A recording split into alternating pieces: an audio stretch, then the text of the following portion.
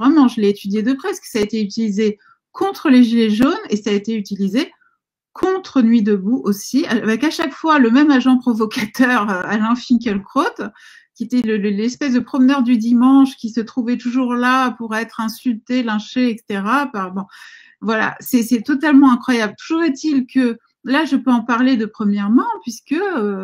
après que Finkielkraut se soit fait insulter par un imbécile dans la rue, et que tout ça se soit du coup dans les médias transformé en affaires nationales et en quasiment en pogrom, le ministre de l'Intérieur, Christophe Castaner, m'a interpellé, moi nommément, à 2 reprises sur Twitter, le week-end, deux week-ends consécutifs, donc c'est quand même extrêmement menaçant. Je ne vous le cache pas, quand vous êtes une journaliste, voilà, dans une petite structure isolée, d'être pointé le dimanche soir par le ministre de l'Intérieur, c'est quand même des choses extravagantes. Et le porte-parole du gouvernement, Benjamin Griveaux, pour la petite histoire, lui aussi m'avait pointé après l'affaire du soi-disant guet-apens contre Finkielkraut antisémite,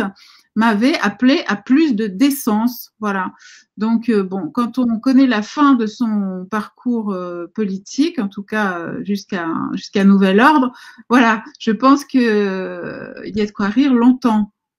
Mais effectivement, il y a toutes sortes de rayons paralysants qui sont utilisés lorsque les gens